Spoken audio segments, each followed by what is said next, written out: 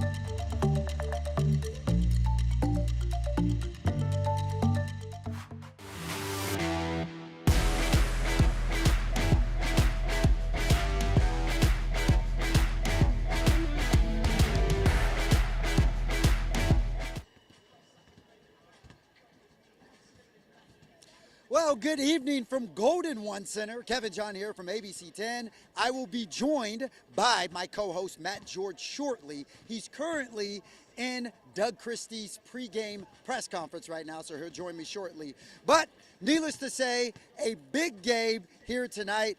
This is one of the most highly anticipated games I can remember ever since I started covering the Kings about 4 years ago. Of course, De'Aaron Fox makes his return here to Sacramento as a member of the San Antonio Spurs. Believe it or not, it was just a few weeks ago when Fox was donning a Kings uniform. But of course, right before the trade deadline, he was sent to San Antonio in a 3-team trade. So Fox, happy to be back in Sacramento. We actually had a chance to hang out with him earlier today during shoot-around.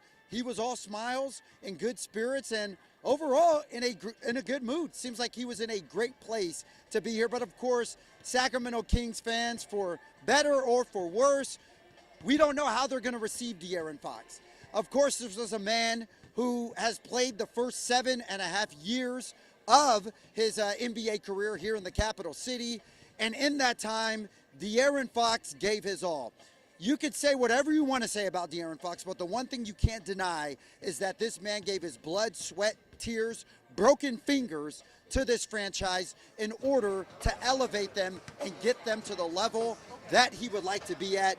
He is also one of the most decorated franchise players in history. And while we're talking about decorated players, we're going to bring in a decorated host from ABC 10. You listen to him on the Locked On Kings podcast. You tune into the Locked On Kings podcast. You see him on ABC 10 as well. Thrilled to be joined by my partner and co-host, Matt George, who is fresh out of Doug Christie's pregame press conference. What's up, Matt? Hey, how's it going? I know you weren't talking about decorated player when you're talking about me, because I sure as heck can't play this game, but we can talk about it. There's plenty to talk about tonight with De'Aaron Fox's return and Harrison Barnes' return and Jordan McLaughlin's return. But of course, everybody's talking about Fox tonight.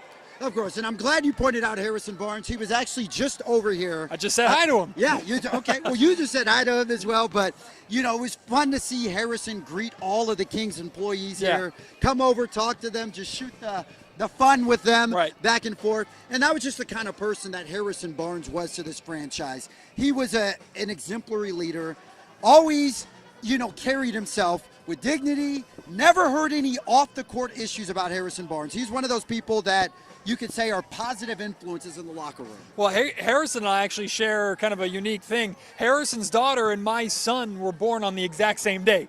The exact same day. Wow. So we've always kind of had that and shared that, so I just checked in with him to see how his little one's doing. But Harrison is an awesome person. He's missed around this organization for the great leader he was in the locker room and in the community. I mean, he and his wife, Brittany, my wife's also named Brittany, they were always involved in the community in some aspect. So he's awesome, and I think he's someone that was really important for De'Aaron Fox when De'Aaron was traded, right? Everybody knows everybody in this league, but to have such a friendly face. Fox and Barnes were the two longest tenured Kings in Sacramento before both of them were traded away. So to have that reuniting together in San Antonio, I'm sure that made life a little bit easier for Fox. So let me get this. You and Harrison Barnes' child were born on the same day. Yes. His wife is Britt. Your wife's name is Britt. Yes. Does that mean you're invited to the cookout? Nope. Okay. Well, it's worth an ask anyway. But with that being said, it's real interesting that you talked about just his influence and who Harrison is as a person and what he was to this franchise and organization. Because while, yes, Harrison may not have broken several franchise records or put up gaudy stats, the one thing about Harrison was he was consistent. I believe, and Matt, correct me if I'm wrong, I believe for the amount of time that he was here, he was one of the only Kings players that started 82 games, I think 2 out of the years that he was here or something. So he was a very durable guy as well throughout his tenure here in Sacramento. So, definitely is someone who the Kings fans think fondly of. Yeah, reliability is the best ability, right? Yeah. You hear that cliche all the time. Harrison was one of those guys, and while De'Aaron Fox didn't play all 82 games, De'Aaron Fox was a very reliable guy as well. I remember when De'Aaron Fox here in Sacramento suffered a grade 3 ankle sprain. That's like the worst you could possibly have. That's like on the edge of tearing something or really truly damaging. You're usually out for a long period of time. De'Aaron did what he could that year to fight back, returned early. Now, he was never quite the same that year because of the injury that itself. And Fox has consistently played through injuries throughout his entire career. In fact, He's playing through an injury right now. He needs to have surgery on one of his fingers on his shooting hand. He's been dealing with it all season in Sacramento. He's now dealing with it in San Antonio. But you best believe that De'Aaron was not going to miss the opportunity to play this game here tonight, to return to Sacramento in front of a fan base that may be welcoming, maybe a little bit hostile. It's unfortunate, too, that he's not going to be able to play against his best friend in Malik Monk, who is out for the second straight game tonight with a toe sprain, and then Domantas Sabonis out with a hamstring injury. So Fox won't be playing his two main guys that he had here in Sacramento tonight, but still Fox's return to the Golden One Center. I'm expecting it to be special and for there to be some fireworks as well.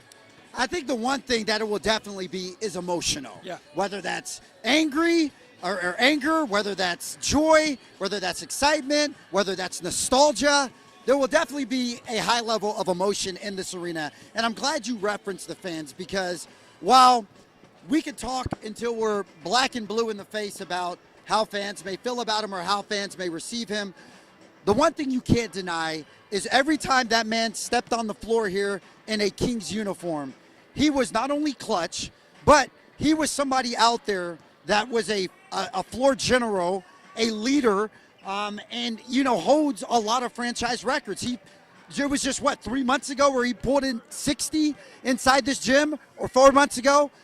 So this is somebody who, love or hate him, when he had that Kings jersey on, he went to war with a broken finger, through blood, sweat, tears, broken fingers, limbs, ankle sprains, the whole nine. So while, yes, we don't know how the fans are going to receive him, we got a little taste of that a couple of weeks ago when the Kings put him on the big Jumbotron here, when they were advertising their next – I got you. Thank you. Matt looking out for me. Shoot it, Matt. Oh, I'm not doing that. Yeah. You don't want Matt to embarrass himself. But, see, that's the thing, guys. We're doing this live on the court. You never know when we're going to get hit with balls or people are going to run into us. It's part of doing a show right here on the court. But anyway, as I was saying, De'Aaron Fox, he played hard while he was here. And granted, things did get a little interesting with his departure, or trade, shall I say. I truly think that overall most Kings fans do appreciate what Fox did for this organization during his 7.5 years playing here. All right, well, let's dive into this, okay? Because one of the things you said, when De'Aaron Fox would take the floor, the one thing he did do is he put on for this city. And De'Aaron Fox was very consistent about one thing throughout this entire saga that's played out. He wanted to stay here in Sacramento. Now, Kings fans might be watching this right now and hear that and might roll their eyes at it, because the way it ended, yes, De'Aaron Fox eventually did get to a point where he was ready to move on. But you have to understand there were a lot of specific circumstances that happened to get him to that point, right? And one of the most meaningful ones, one of the most prominent ones, was the firing of Mike Brown. You got to think about it. De'Aaron Fox spent his entire career to this point in Sacramento. Over that point in time, he had 5 different head coaches in 8 years, right? That's not a sign of stability. And if you are looking to sign your prime years of your career now, De'Aaron Fox is entering the best years, or he's not entering, he's in now the best years of his career. He's in that high 20s, that 20s. Yes, this is his prime, right? So the hesitation with Fox was always, outside of the maximum money that he could earn, the hesitation with Fox was always, do I want to commit my prime years to this organization when I don't know how stable this organization is going to be? And with the exception of kind of a year and a half, for the most part, his time here in Sacramento has been rough. Now, he's not blameless for that. If you're the leader, you're the star, you're the guy that's looked at first and foremost. Of course, he requires a couple of years as a young player to get acclimated. A year like this, there were disappointments. De'Aaron Fox is certainly responsible for that. But we got to this point because of a lot of factors. There were questions about how much De'Aaron really cared at times on the floor. That's fair to question. There were questions about this front office doing what was necessary to get him and Mike Brown the pieces that they needed to be successful. The Kings made the playoffs 2 years ago, 2023 playoffs. This team had all the momentum in the world, right? We were all looking at the Sacramento Kings as this next upstart team. They had this young core. Domantas Sabonis was about to sign a new contract extension. They took the Golden State Warriors, who were the defending champions at the time, to the absolute limit. You have all this momentum. The beam is dawned. Sacramento is on the map. And then for nearly 2 years after that, you didn't do anything to improve, right? And that was one of the issues that De'Aaron Fox had. He's calling for these, hey, while he got a lot of talent, and believe me, the Sacramento Kings have had more talent in the last couple of years than they've had in 20 years, right? While he did have a lot of talent, De'Aaron dealt with the shortcomings of this roster that we all saw for years. Issues with size, issues with length, issues with athleticism. There was a very easy way to beat the Sacramento Kings. It's go big, have length. And the Kings were very small, typically undersized at almost every position. They struggle with that. De'Aaron was asking that for be addressed. Mike Brown was asking for that to be addressed. It never was. And then De'Aaron told the Sacramento Kings this summer when Mike Brown was negotiating a contract extension, he told them this summer that he would not play for another coach, that he only wanted to play for Mike Brown. And if they were to get rid of Mike, then they were also getting rid of him. So he put an ultimatum in front of him, but you have to understand it's from a backing of he's been through so many head coaches to this point, he doesn't want to go through it again. As soon as the Sacramento Kings made the decision to move on from Mike Brown, whether it was the right decision or not, when they made that decision, they then ultimately signed off on the end of the De'Aaron Fox era here in Sacramento. So it's a lot, and there's even more that we haven't even gotten to. A lot has happened over the last month to get us to this point. Fans can boo or cheer however they want, but I encourage everybody to look in and make sure you understand the full story, because more details are coming out every single day. There are articles that dropped today with more details. It was a messy situation, a messy breakup, and it's certainly not black and white. Well, Matt, I really appreciate you providing that context and depth, particularly for the viewers that are listening, because I think a lot of what's been out there has been misconstrued, or, there's been misinformation getting out there about this. We've seen De'Aaron several times have to take to his Twitter account or X account in order to set the record straight on certain things. So right. I really appreciate that. You referenced the articles today, and one of the articles today that came out in ESPN particularly, De'Aaron Fox said his main demand, and maybe only main demand while he was here in Sacramento, was for the Kings to acquire a good wing, a dynamic wing. He said that verbatim in one of the ESPN articles. And last year, did the Kings acquire a dynamic wing? No. So, De'Aaron Fox was making sure that his requests were getting known to them. And if they did not meet that, then he was going to leave and go elsewhere. Now, Matt, I'm one of those people who believe two things can be right. Like, yes, De'Aaron Fox wanted to be in Sacramento. Yes, the Kings wanted to keep him. However, it's possible the Kings did not do enough to keep him, and when they didn't, De'Aaron Fox said, "Peace out." Yeah. Everything can be right. I don't know why it has to be, one extreme or the other extreme. I think that De'Aaron did what he could, given his situation, to hold out as much hope as he could to stay here in Sacramento. He said he wanted to play for one franchise his whole NBA career. That is a fact, and he wanted to stay here in Sacramento. But, like you said, when the Kings were not acquiring a wing, size and length, Mike Brown, the coach that he wanted, when they fired him abruptly, may I add, that was kind of the beginning of the end for De'Aaron Fox. So it is important to have this context there. When thinking back on this, Matt, is there anything, and just to play, hindsight's always 20/20. Sure. Is there anything you feel that De'Aaron Fox could have done differently over the last few weeks up into his departure out of here that maybe could have changed the way people perceived him or looked at this whole thing? I'll say the same thing for Fox that I'll say for the Sacramento Kings organization. I think both sides cared a little bit too much about not being the bad guy. This is a business. Ultimately, it's a business. Wins and losses matter. Money is involved, and a lot of it. The Sacramento Kings didn't want to be the bad guy that traded away their franchise player, and De'Aaron Fox didn't want to be the bad guy that said, "Peace out, Sacramento, I'm out of here," right? And by doing that, both of themselves made themselves even more of a bad guy by being a little bit disingenuous. I do think there are elements of what De'Aaron Fox has said that are a bit disingenuous, but I also understand that De'Aaron, he might say that he did not request a trade. I mean, we're talking semantics at this point. Maybe he did not request a trade, but clearly things got to a point after Mike Brown was fired, and specifically the Kings informed Rich Paul, De'Aaron's agent, that they were listening to trade offers. that De'Aaron got to a point where once he got that information, he and Rich were like, okay, now let's think about ideal destinations. San Antonio is where we want to end up. So no, De'Aaron did not go to the Sacramento Kings and say, trade me. De'Aaron did not have his agent go to the Sacramento Kings and say, I want out of here. It's very different from like what Deebo Samuel just did with the San Francisco 49ers. That did not happen. But once the circumstances got to a point of pretty much no return, then De'Aaron steps forward and goes, okay, yeah, I want out of here. Or it's the writing's on the wall. Get me out of here, and I want to go to San Antonio specifically. Now, in doing that, it does tie the hands of the Sacramento Kings a little bit. But the Kings also have to aware that they provided De'Aaron with the rope, right? You put yourself in a position over 2 years where you did not improve upon this relationship. You fired Mike Brown. You didn't talk about it for months. You had De'Aaron Fox answer questions about it and take the blame for it. You put yourself in a position to where De'Aaron would get to a point where he would go, F y'all, like I'm out of here and I want to go where I want to go. That's where we got to. It was an ugly breakup. So yes, by choosing the San Antonio Spurs, by getting Rich Paul involved, and Rich Paul is a genius agent. This is what he does. Yeah. He knows what he's doing, right? They typically get what they want. This is a players' league.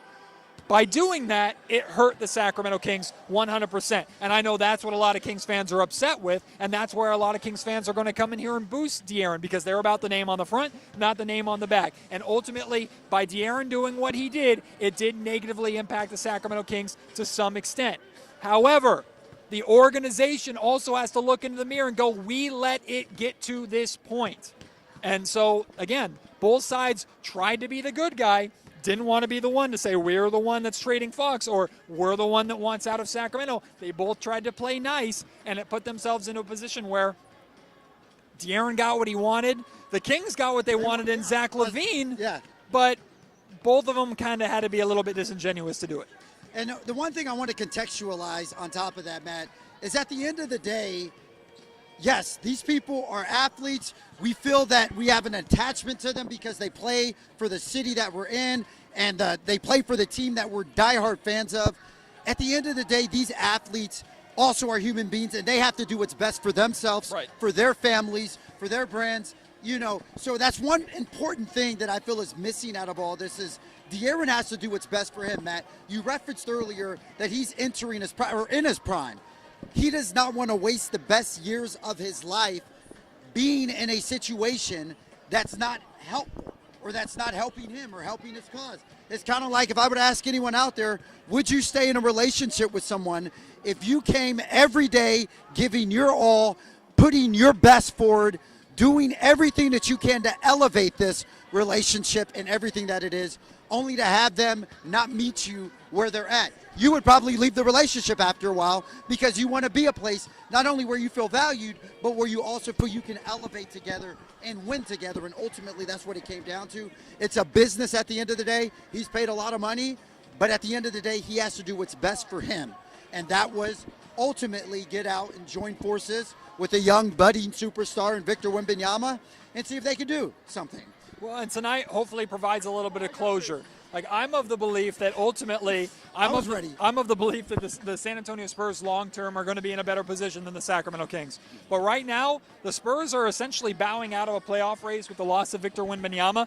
The Sacramento Kings are in the thick of it, right? If we're talking about tonight's game specifically, there's a lot of storylines. There's a lot of emotions. The beginning of the game, there's going to be a lot of emotions. The tribute video that we expect is coming, going to be a lot of emotions. But once the actual basketball game starts and takes place and that all starts going down, the Sacramento Kings have to be aware that this is a game that they have to go and get. Beginning on Sunday, Kevin, they take on the Los Angeles Clippers, a team that's right in the thick of it with them in this playoff battle right now. Next week on Thursday, they play the Golden State Warriors. The Kings win that game, they'll have the tiebreaker over Golden State. But this Sunday begins pretty much a hell stretch, if I can say that, where there are going to be a lot of really good teams. The New York Knicks, the Boston Celtics, the Cleveland Cavaliers, the Oklahoma City Thunder, all are going to come through this building over the next couple of weeks. These are games that are going to be very difficult. It's a sink or swim moment. If you're not ready to go, you're going to drown and could fall out of a playoff spot that you want to be in. So the Kings have to be aware that in a game like tonight, taking on a team like San Antonio that, yes, has De'Aaron Fox, and you can't take them lightly, but you should be beating them. Tonight carries a lot more weight than just the return of a former player. And, you know, as we kind of wrap this up, we talked about the distractions tonight. Of course, De'Aaron Fox returning. Also, something else you have to remember too, like you said, no Monk, no Sabonis, but also another kind of, I don't want to call it a distraction, but something else, another storyline coming into this game is Luke Laus, the assistant coach who worked so close with De'Aaron Fox Going to Florida State. over his last few years. Yes, he's someone else who's another storyline coming into tonight's game.